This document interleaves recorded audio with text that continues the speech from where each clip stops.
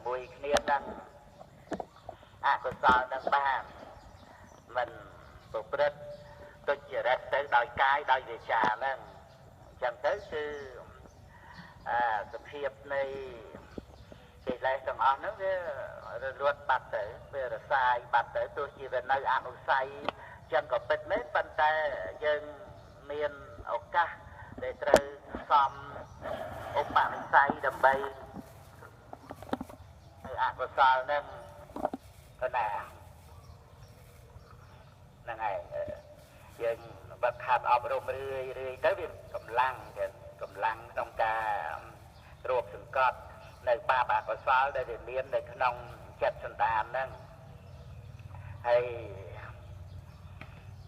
នៅក្នុងឱវាទរបស់ព្រះពុទ្ធអង្គក៏ទ្រង់បានប្រកាសសម្ដែងពី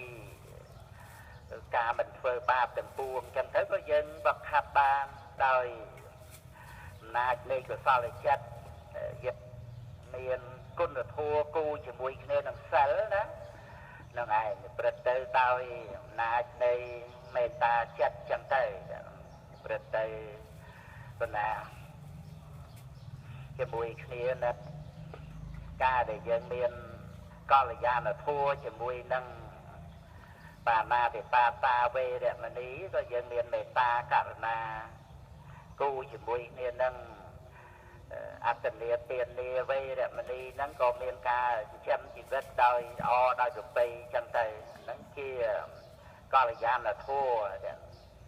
ចឹងក្នុងការដែលពុទ្ធបរិស័ទយើងមិនបៀតបៀនដល់អ្នកដទៃគឺដោយអាស្រ័យការដែលយើងមានសិលហ្នឹងប្រព្រឹត្តទៅក្នុងចិត្តសន្តានហ្នឹងបានល្អដោយការមិនបៀតបៀនហ្នឹងជាសេចក្តីសុខនៅក្នុងចិត្តសន្តានហើយណាតែមនុស្សយើងតែងតែស្វែងរកនៃសុខជាមួយរបស់ដែលទីស្រឡាញ់ជាទីពេញចិត្តដោយវត្ថុកាមគុណផ្សេងចឹងទៅ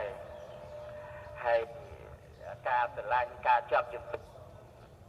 វាជាប្រភពជាហេតុនៃសេចក្តីទុក្ខនៅពេលដែលអ្វីមិនបានដូចចិត្តតទៅទៀតឬក៏អ្វីដែលបានហើយជាទីស្រឡាញ់ពេញចិត្តហ្នឹងវាប្រែប្រួលអញ្ចឹងអត់មានទីពឹងអីខ្លួនឯងបានទេត្រូវពឹងតែខាងក្រៅហ្នឹងស្រឡាញ់ឲ្យជាទីពេញចិត្តអញ្ចឹងទៅបានសេចក្តី